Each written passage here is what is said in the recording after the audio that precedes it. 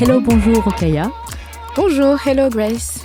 Welcome to our podcast, Kiffe, the podcast about racial issues in France. This is the first time that we record an episode of our podcast in English. So please be very nice with us.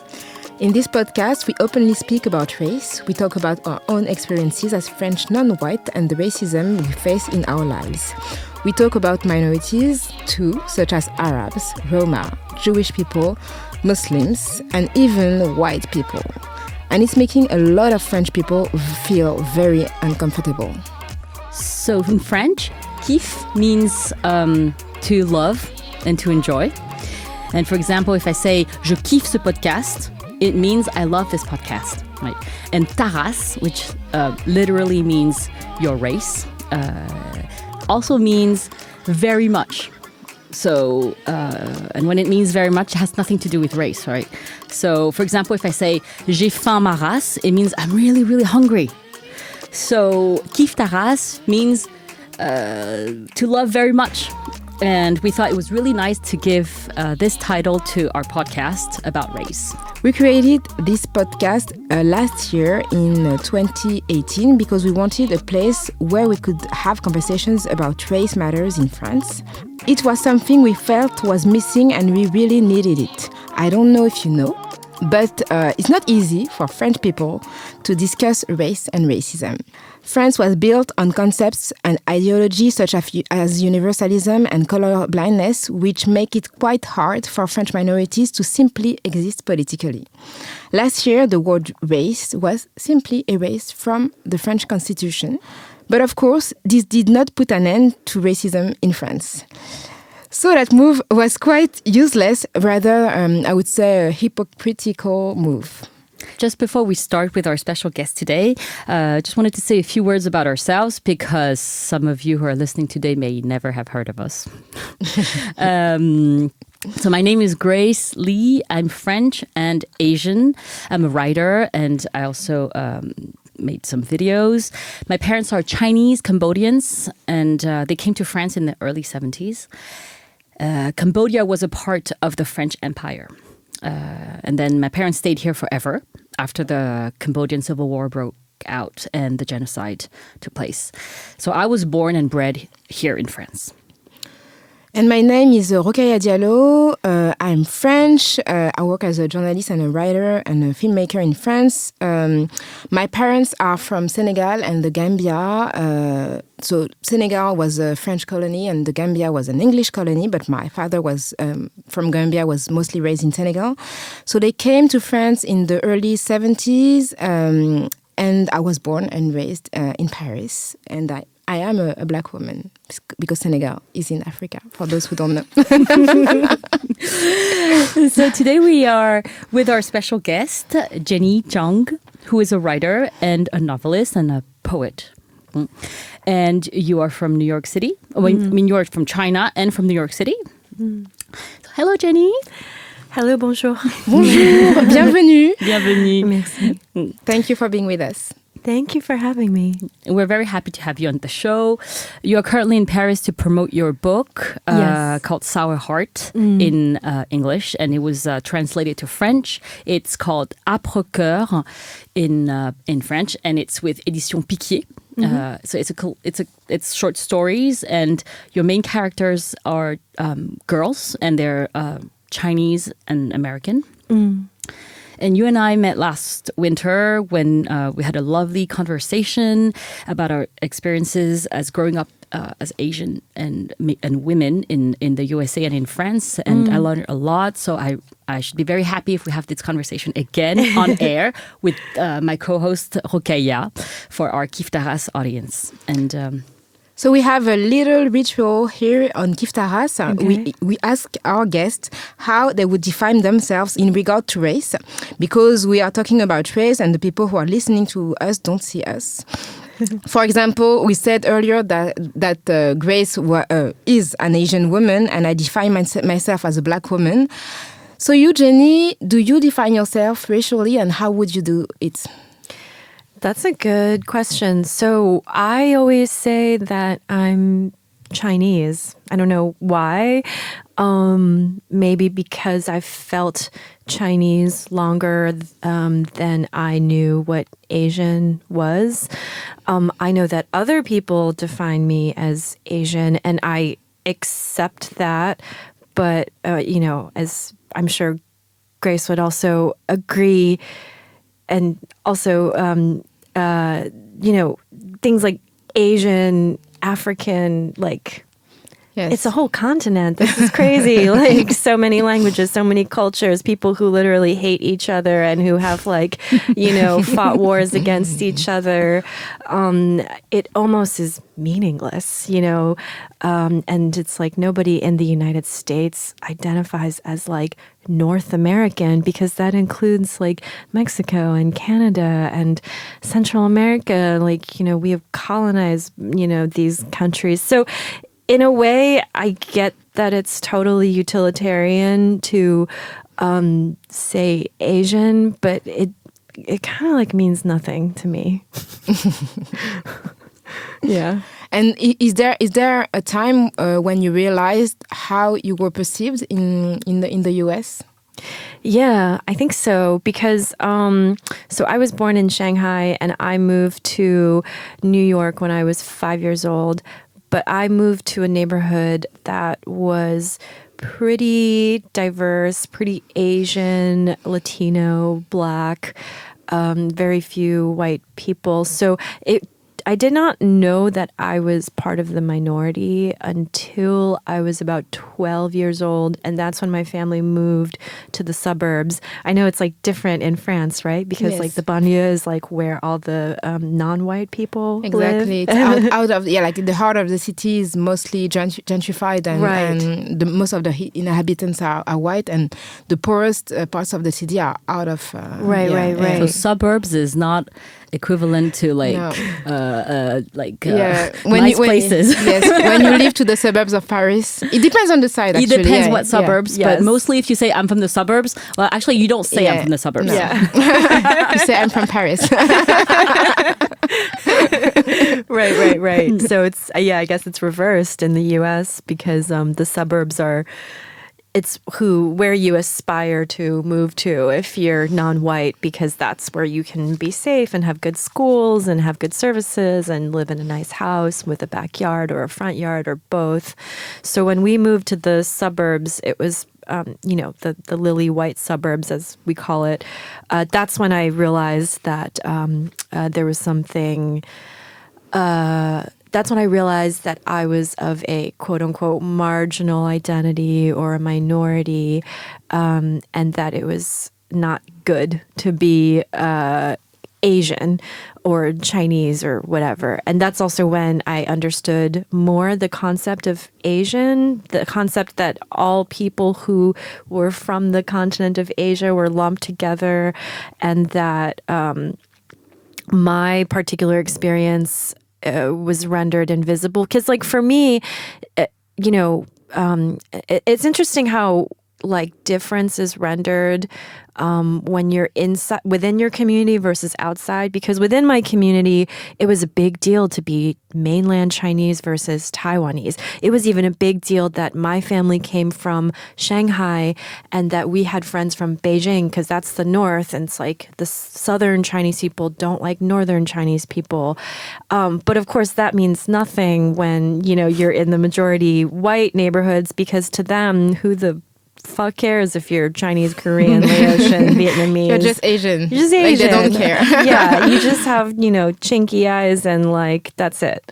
So it's very interesting to realize the things that really mattered in my world meant literally nothing, which I'm sure both of you have that experience. Yes. Yeah, it's interesting because I have an experience that is quite close. I grew up in a very diverse part of Paris, and then in the suburbs. And it was not uncommon not to be white. So there were many Asians, many North Africans.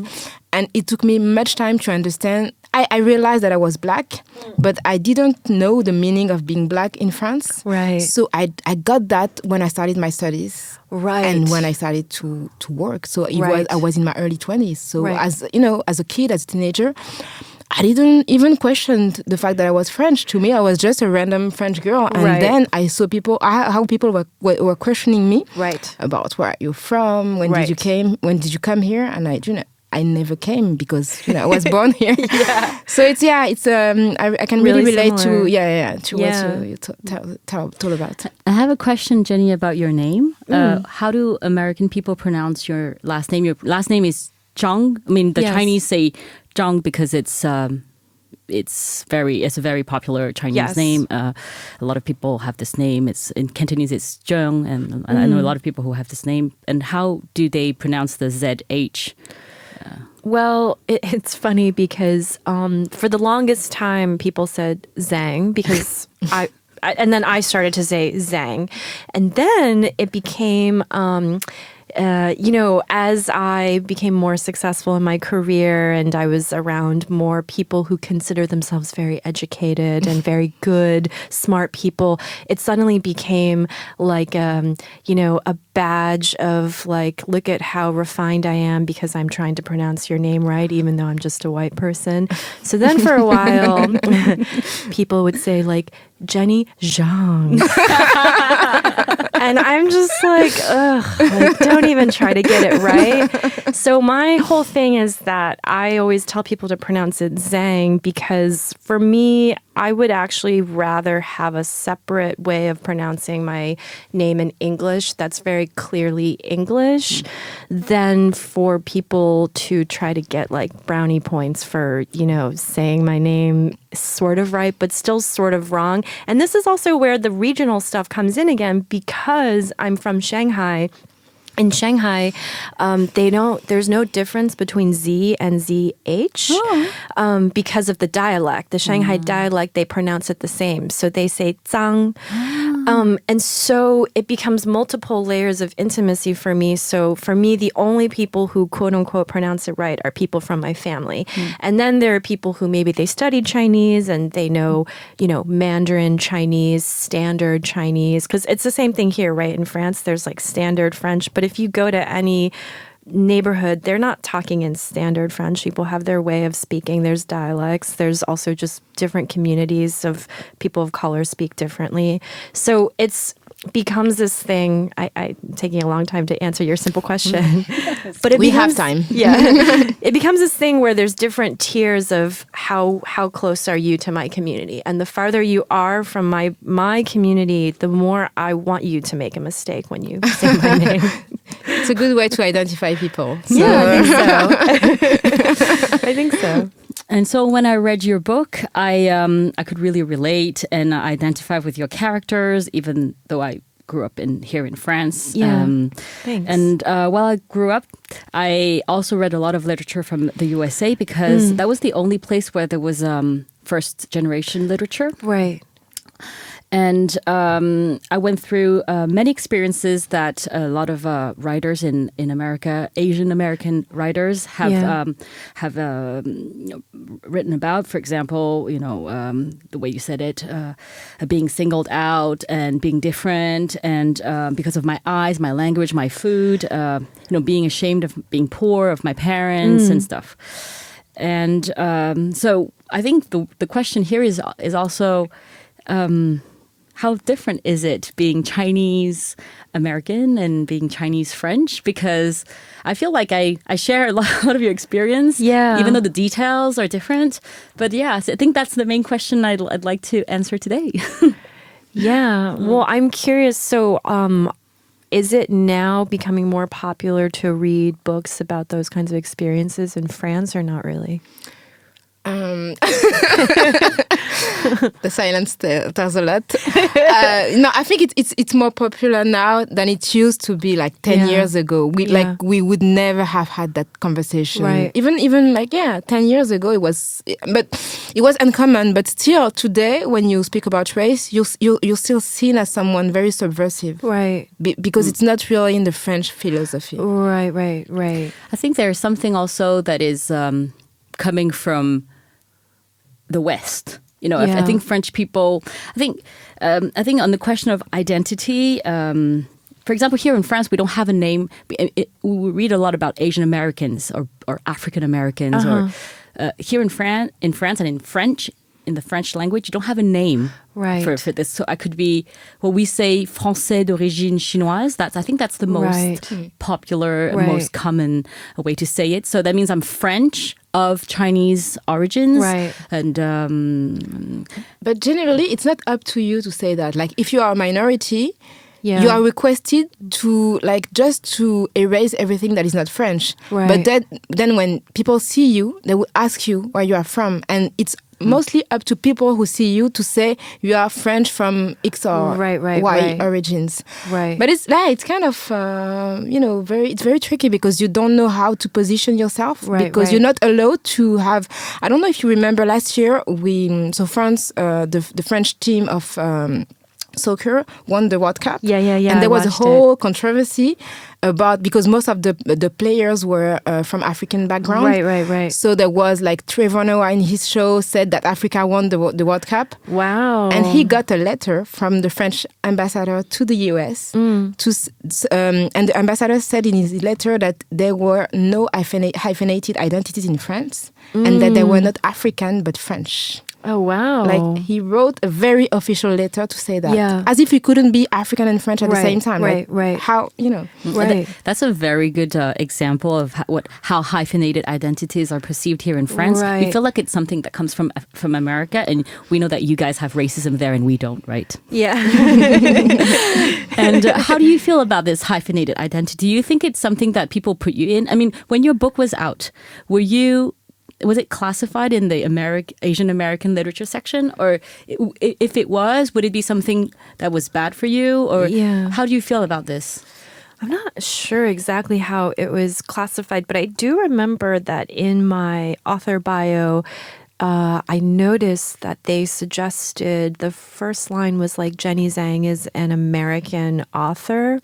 And I think it's because we had, these conversations where we were talking about trying to not market the book as solely sort of a piece of literature that's just about immigrants, because it's about that and it's about a lot of other things, and trying to let the way we market it be a little bit more open.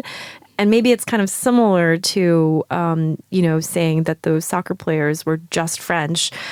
I think they tried to overcompensate by saying I was American, which is true. I am American, but I'm, like you were saying, I'm also Chinese, and that's I can be both, and one doesn't have to cancel out the other. So I think there's a similar uncertainty about how to treat those identities, because also, and I don't know if it's like this here in France, but I think it's assumed in America, at least, especially if you're an immigrant. I think it's different for the Black community, but if you're an immigrant, it's assumed that you will assimilate, and maybe the first generation has that hyphenated identity more deeply than the second generation, and that by the time you get to the third generation, you're fully assimilated or something like that. That's the goal, which I don't know. It's kind of stupid, because you're supposed to acclimate and accommodate to a society that doesn't actually acclimate and accommodate you. So I don't really know what to think about that. Yeah. And I have the feeling that you're perceived as a citizen when you do good. They were French because they won the World Cup, and right. you're an acclaimed author. Right. If had they lost, I'm not sure that right. their Frenchness would have been claimed right. in that way. Exactly. Right. We want to claim, we want to claim you when you make us look good. Yes, exactly. Yeah. And I also feel like the society will have evolved by the time the second, third, fourth generation will be there. And right. I think now that my parents came here, so I'm first generation here, and I think within the past 30 years that I was here, I think French people know much more about Chinese food, for example, because there are more Chinese immigrants who came, right. and Chinese food is more widespread than it was 30 years ago. So I think also what the French people don't see is how much they have incorporated some of our and some words and maybe some had little bits. Right. And that's now making up the French culture too. And maybe... And they have won the World Cup. Like, they wouldn't have... Exactly. Yeah. We were speaking about the specific way France and the governments cherish colorblindness and universalism. So here we pretend not to see skin colors because we are supposedly all French. So it works on paper, but we are supposed to be all equal. But when you experience, your just everyday life, you feel like you're not treated in the same way if you're not white than if you were white. And we tend to believe that everything that is related to race is connected to the US, so that if you, like, for example, if we speak about race, if you're trying to make a point on race, we are accused of importing like racial, racial ideas coming from the US. Right. And it's, I don't know, so I know that you have spent some time here in France, in Avignon. Yeah. How have you been treated while here? And did you perceive everything that we are speaking about the specific way France deals with race? Well, it's interesting. Yeah. So I have spent some time. I've lived in the south of France. I lived in Avignon. I've lived in Paris a few summers. I always thought that French people were obsessed with race. Like, Thank you. Thank you. But maybe it's like that way where it's so taboo that it becomes, they're obsessed. In that same way that I feel like French people are sort of like obsessed with like religion, even though they think of themselves as so secular. But I'm like, you're obsessed. Like you cannot... It's like I've never seen. I actually worked in a lycée in the south of France, and all of the white teachers, they commented constantly on the Muslim students, the Arab students. They could not help themselves. I remember one time at a party, this teacher said something like, "Oh, when I see, a woman walking down the street in the hijab, I want to kill myself." And I was like, what? That's so extreme. What does her life have to do with your life? But it's that kind of total, to me, it's like a total obsession with race. And I never felt as badgered in the U.S. to, like, as you guys have talked about in this podcast, talk about like where I'm from and where my family of origin is from and where my parents come from. It does seem like they're obsessed, and I mean, so it seems really like delusional to say that they're not.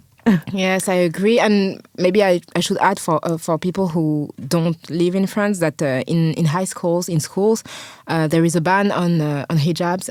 And, you cannot be, if you are a Muslim student, you are requested to remove your hijab or not to go to a public school if you practice your religion. So it's kind of, In schools as a student and also for all the public servants. Yes. When you work for the government, when you're a French official, you cannot you cannot show your religion. Right. That's part of the la laïcité, which is secularism. But it's read in a certain way to exclude people who do express, who want to be religious. So it's very tricky, and it's a lot of we'll have a lot of problems currently with mostly women, how women can dress, how women can express their religious views. It's very problematic.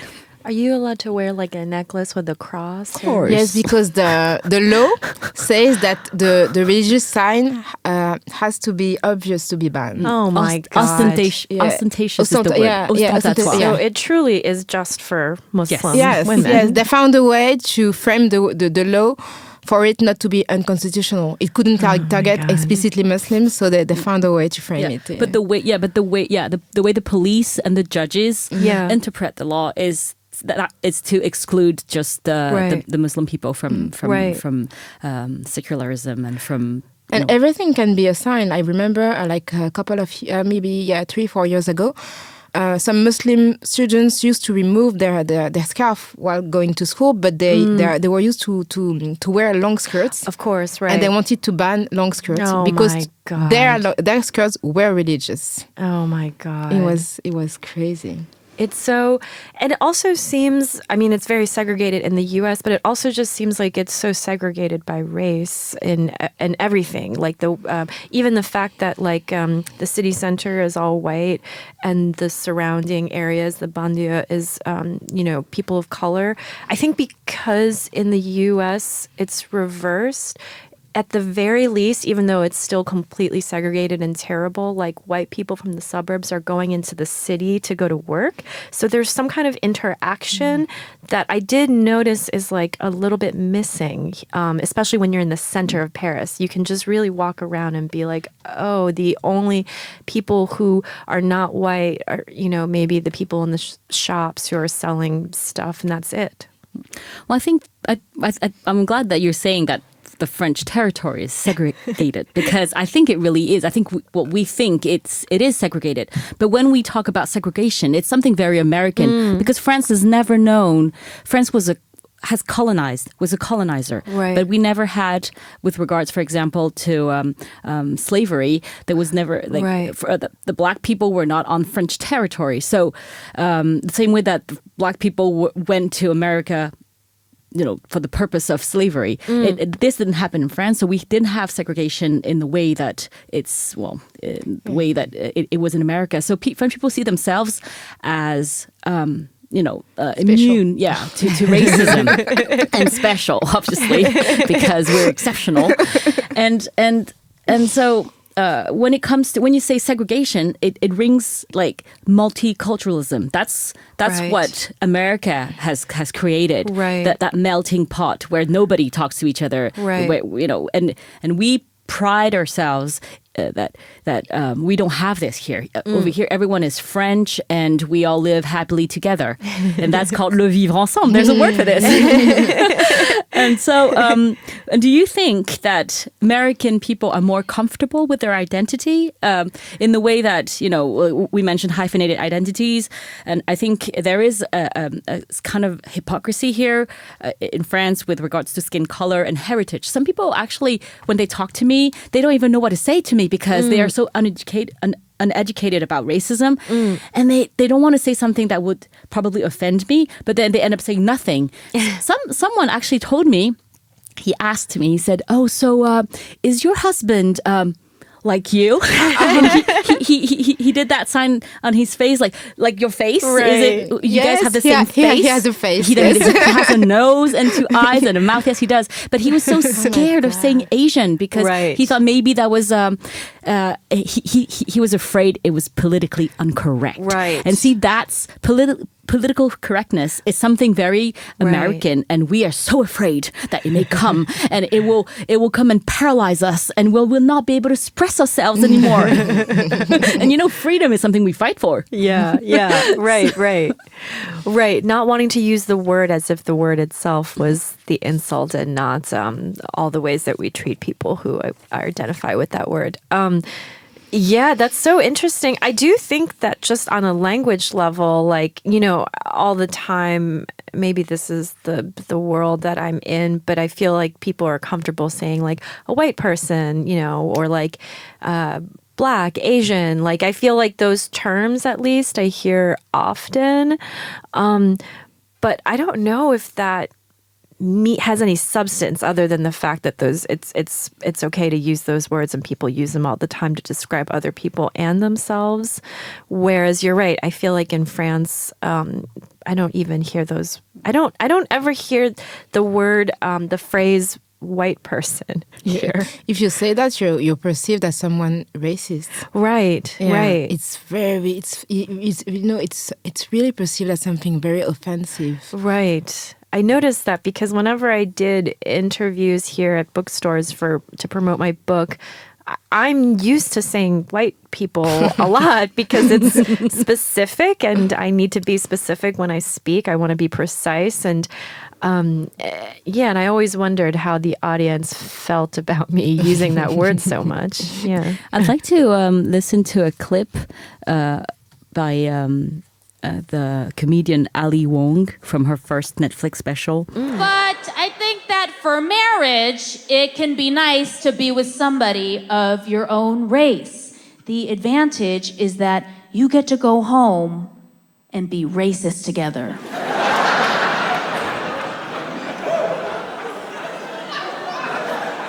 You get to say whatever you like. You don't gotta explain shit. My husband, half Filipino, half Japanese. I'm half Chinese and half Vietnamese. And we spend 100% of our time shitting on Korean people. It's amazing.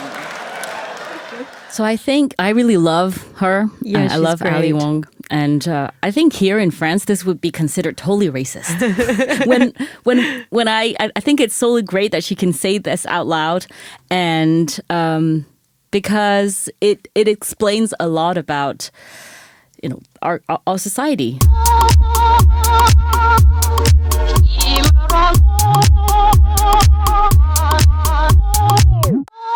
So, speaking about the time that you spent here in France, you are like Asian, quote unquote Asian American. How did people handle your identity? Did they ask you questions? Did they relate you more to China or to the US? Yeah, I mean, I think when I was living in the South, first of all, I think because I was sort of living in like the city center, like I didn't see any Asians. And the only Asians I saw were working in a restaurant, like a Vietnamese restaurant, or in a supermarket that sold Asian, food. So I always thought, I might be wrong, but I thought that I must have looked really weird because I didn't look like someone who worked in a restaurant or in a supermarket, and yet I had an Asian face. And I also sort of had like an American way of walking and carrying myself. So I think people were pretty obsessed with pinning down what I was, and people would follow me around and just Really? shout like, Chinois, Korean, like just Ni hao. really, ni hao, Wow. really wanting my attention and really wanting to hear I think they wanted to hear my voice and see what I sounded like when I opened my voice. What kind of Asian? Yeah. And then they would get very confused, Oh my when I God. spoke English. So I was definitely like constantly confronted with that. And like a few times, like, this sounds absolutely bonkers, but a few times I was walking and someone was like hiding in a bush and they like suddenly jumped out of a bush and did like a kung fu move, like as if that we would bond over that. But so I think like, I got a lot of attention, not good attention, but a lot of attention. Interesting.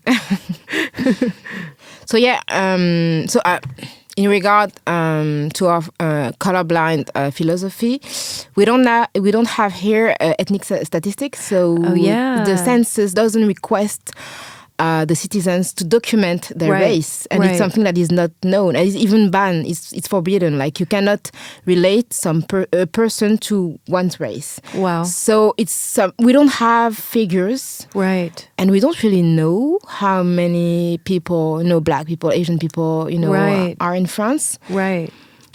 Did you feel the effects of that philosophy when you were here, and what do you think about that? Yeah, I think, Grace, you told me that last year. I was really shocked because, so does that mean like also we don't, like people here don't have statistics on like what percentage of this race is, dying from this illness or just stuff like that, right? We don't know. It's like Wow. it wouldn't be even conceivable to have such figures. No. For example, with regards to police brutality, Right. I know that in America, people say Yes. black man or Right. black man down, basically. Yeah. Over here, we don't say black person. Well, we would just say one individual was killed or was hurt or was harmed or whatever. Right. So, and then for us to find out what happened and if there was injustice. You see the picture of the person. Yes. And probably his or her his name. Yeah, because they're male. Yes, yeah. And then we can guess that the person is a black person, a black male, and that it happened in the suburbs, most probably. Right. And when it comes to racism, I think the government will deny that it's a race problem. Right. They would probably the first thing they said is oh, it's a criminal or it's someone who did something bad. So that's what happened. And there's lots of denial about police brutality, even though we were condemned. The country, France, was condemned several times. By our European courts for discrimination. Even by the UN. Yeah. And what is interesting is that when we have a news from the US, they say a black person was killed by the police, by white officers. But when it comes to France, the same story goes colorblind. Right. Like it's a man who died in the hand of the police and we don't have any information. We can, have those information from the picture of the person and from his name, but it's not mentioned. So it must be so much easier to, like you guys said, be in denial. Yes. And then it's like up to the responsibility of the people who are experiencing the discrimination and the inequality to advocate for themselves. And of course, people of color are never believed. So then it's just a self-perpetuating cycle. I don't know. I'm curious what the availability of statistics in the U.S. actually does to the psyche of Americans. I remember there was for example, a while ago, there was some study that was 90% of white people have one or less than one friend who's not white or something like that. Wow. And, it just, I don't know if it did anything, but for me personally, I was like, okay, this validates what I've always suspected. This is why you're so ignorant, because you literally don't get to know people outside of your specific socioeconomic racial category. And it just helps legitimize what you already know through experience with these numbers. And then I don't know what it does for the white psyche, if it does anything for them. But I know for me, it's just more of a legitimizing thing. And then it just has practical effects too, to know, why, to know this percentage of people are being incarcerated at these really high rates, and it all happens to be, of course, black people and brown people and not white people. That, I feel like that helps with policy. So it seems really crappy that don't have that here. And I also want to mention that a lot of tools that were conceived for social progress have been incorrectly translated here in French. So, for example, there is affirmative action in America, in the United States, as a method to correct inequalities. And in France, this concept has been translated to discrimination positive, which means affirmative discrimination, right? And this and it implies that some people are white people are being discriminated against for the benefit of other people, non-white people, and so this concept has never been enforced because of. Simply the translation is nobody would favor discrimination. No one's let's put in discrimination as a law. Well, another thing, going back, to the statistics thing that I remembered is there was a study that came out a few years ago that said, because, there's this perception in the U.S. that Asians are, they're doing really well economically. They're the most sort of adjacent to whiteness and they're excelling, and they're model minority, all of that stuff. And then there was some studies that came out that said actually Asian Americans are the fastest growing group getting into poverty. So that was the antithesis of everything that is believed about Asian Americans. And it's because actually, there's a large percentage of Asian Americans who are actually living below the poverty line. And we don't want to talk about that group of people because it doesn't go along with the stereotypes that we have. So stuff like that, I just feel like it's really helpful to know. It gives you a bigger picture as to what's actually happening versus what you're being told is happening. You know what I mean? I totally agree, because I think the model minority myth is the same in the United States or here in France. Really? And I think that we don't talk about, like the poverty. I think that's what you talk about in your book too. You talk about the immigrant experience, but also from a Chinese point of view, and the fact that and obviously lots of love. Yeah. But politically, we feel that their experiences.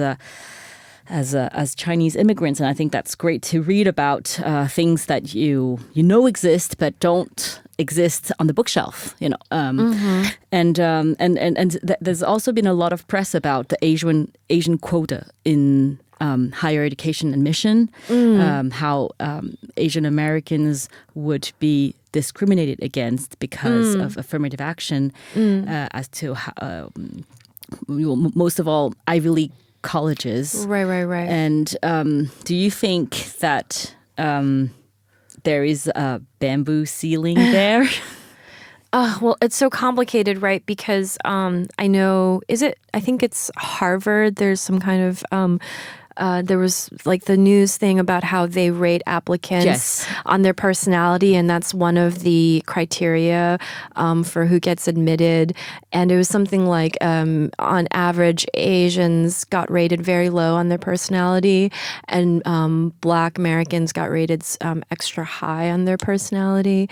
And it's like the whole thing, like it's like a case that's gone to the Supreme Court, but it's like the Trump Justice Department that is bringing that case, first of all. So you already know they're not doing it because they want to help, like Asians. They're doing it because they want to help white people. And they're using the anger of a very actually small minority of Asians, because we're really talking about, to be honest, like East Asians, first of all, and East Asians who come from back in their home countries, extremely elite backgrounds to begin with. They are the ones who are angry. Like, we're not talking about, the poor Southeast Asians who aren't, who are dropping out of college and who are not even thinking about applying to Harvard. So it's like this really, to me, like sinister thing where, they're like they're weaponizing one group's grievances to really push forward an agenda that is really just a racist white agenda. It has nothing to do with, like making it equal for all people, making it equal for Asian Americans. And I just personally think, like, I don't know. I think it's I don't know. I think it's crap. I can't even be articulate about it. I think it's just utter crap. Yeah, I can't. I'm not down for that at all. So recently, many Asian faces have finally appeared on screen.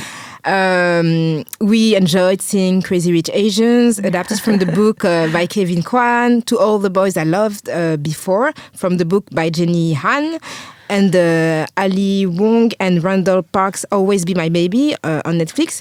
So have you watched them? Yeah, I think I've watched all of them. What did it mean for you to have, like, in a so short amount of time, so many, Asian characters suddenly appearing? Yeah, I remember they called it in the U.S. media Asian August. Oh. And I was like, oh, so if there's 2 movies that have Asians in it, it's like a phenomenon. I guess, like, January till December is white, January, February, March, April, so on, because there's 1,000.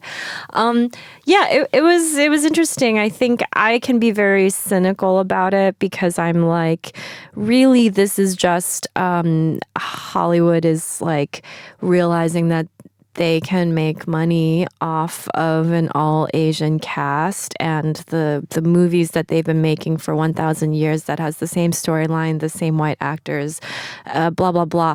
Like, people are actually bored of it, not just people of color, but white people are even bored of it, and they're realizing there's a reason why, like, Black Panther did really well. There's a reason why, like, Crazy Rich Asians did really well. It's because people are dying for this kind of content, and they love it. Like, people love it. So for me, it's like, it's just going to continue until it's no longer profitable. And like, I loved Crazy Rich Asians for what it was, but I was like, of course, the first movie in like 20 years, like first mainstream all Asian cast, primarily Asian cast movie, it has to also include, wealth porn and absolutely just all of the like trappings of like extravagance and aspirational wealth. I think that it made sense to me that was the movie that everyone, got excited about. And I remember I was in upstate New York at the time, doing a writing residency in this very, very, very like wealthy white town. It's like this town that's famous for horse racing. So it's very like northern Yankee plantations kind of thing. And me and a friend of mine who's also Asian went to go see the movie at the local movie theater. And afterwards, we were the only two Asians in the theater. And afterwards, like all the white people, I could just tell they were looking at us and thinking, wow, you're very cool. And like at one point we were like looking for the bathroom, and some like white teenagers were like, oh, we'll escort you to the bathroom. And then this like old white woman looked at us and was like, that was just a great movie. You guys are great. As if like all Asians are basically that movie. And we joked that we were going to go back for the next showing so we could get more compliments from white people, because suddenly we were cool. It's like the thing of the World Cup. It's like suddenly it's cool to be African because they like won, the World Cup. And so a part of me is like, I'm sure that that's good on some level, but on another level, to not distinguish, it's like, it's still some kind of generalization. Even if it's a positive generalization, it's still not a deep understanding. It's not a curiosity about all different kinds of people who might fit under the umbrella term Asian. It's just like, oh, it's cool to be Asian because I saw a movie that I liked with Asian people in it. I feel, because in France we have also a movie that came out recently, made by a written and featuring a French Asian comedian for the first time.